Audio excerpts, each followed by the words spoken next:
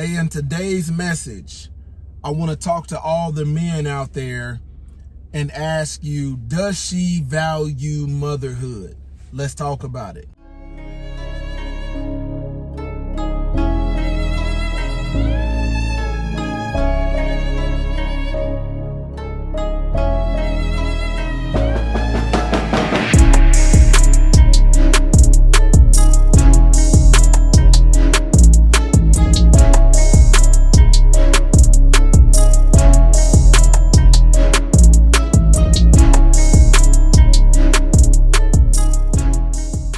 Glory to the Most High, YAH Shalom. Thank you for tuning in to another righteous, spirit-filled episode.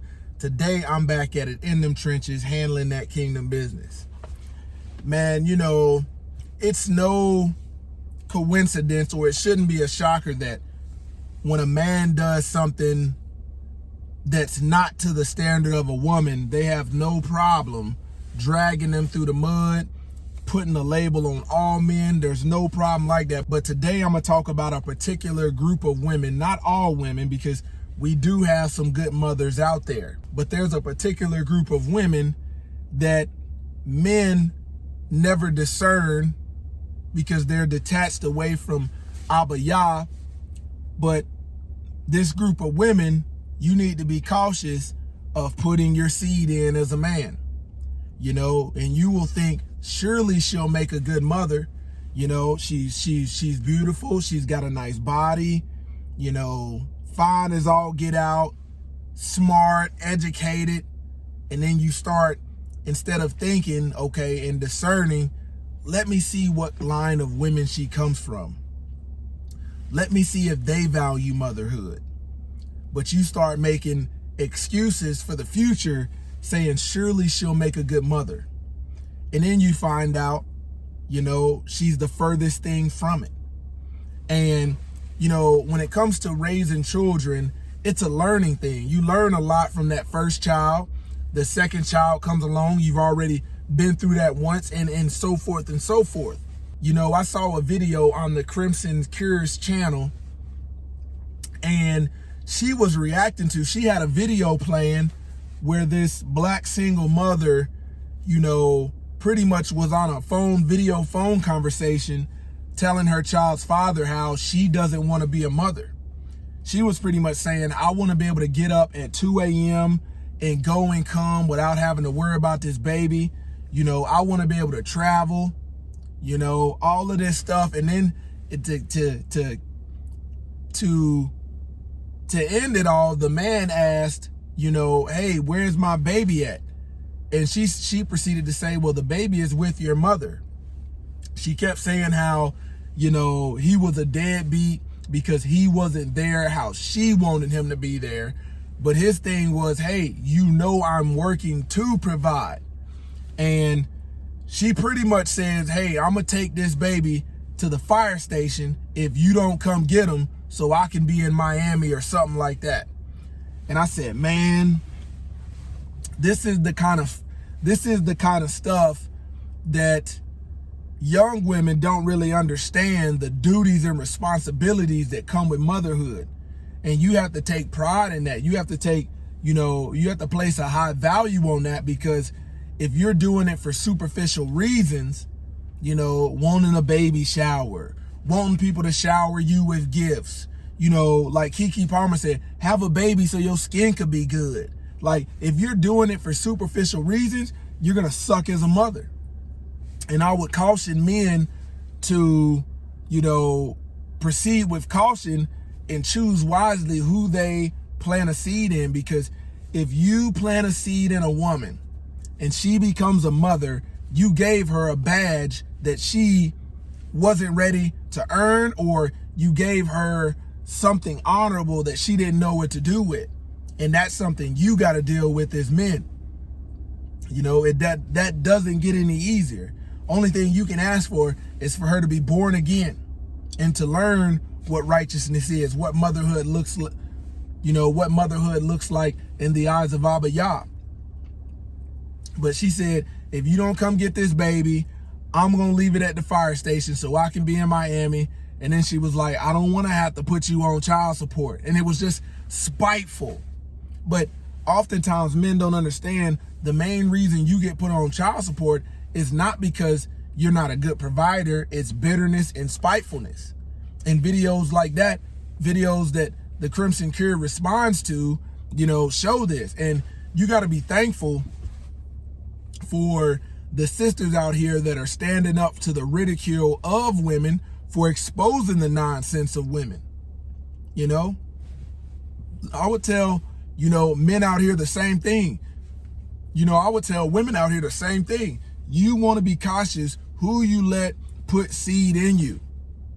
You want to be cautious because just because they got these things going on in certain areas, if you don't look at certain parts of their family, where they come from, man, the fatherhood may not be something that they want to excel at.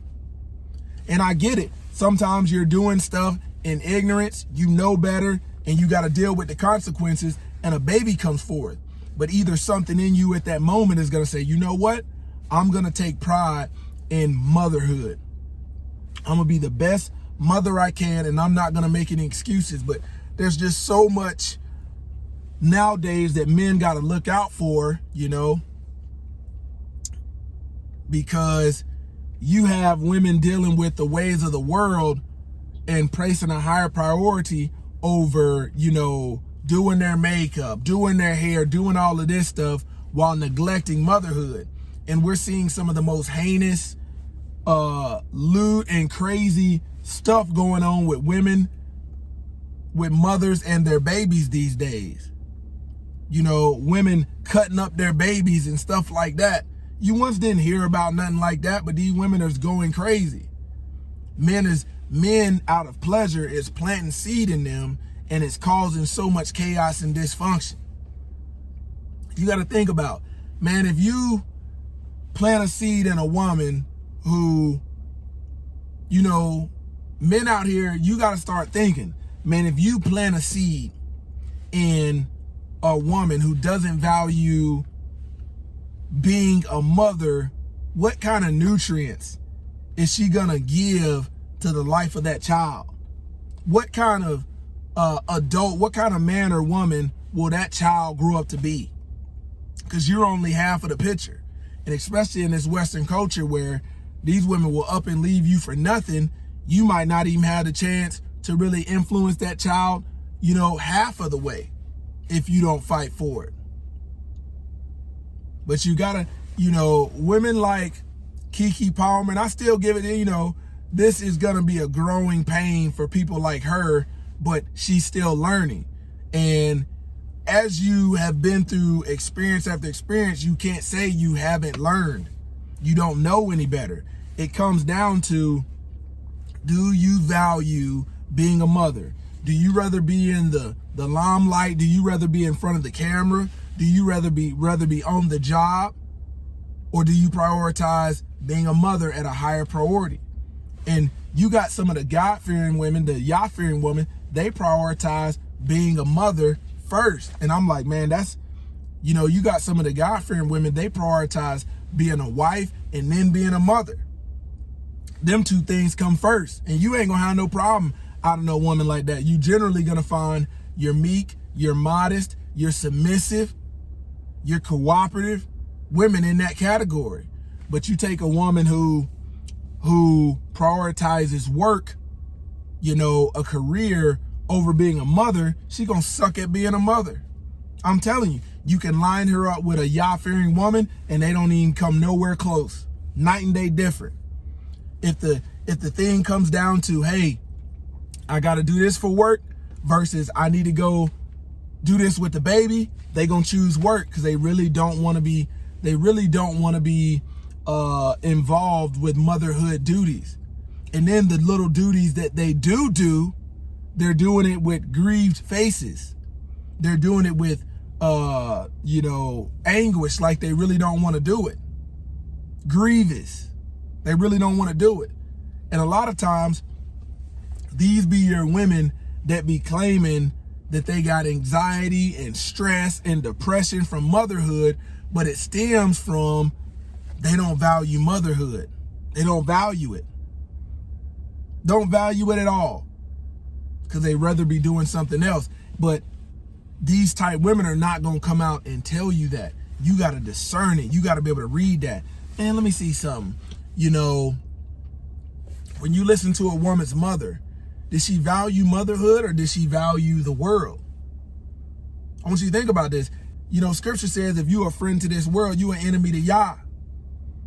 And I'm telling you, a lot of these women, not all of them, but a lot of these women are gravitating to the ways of the world. Let me experience the world and, you know, let me just be freaky. Let me have some sex. Let me find somebody that's a fool.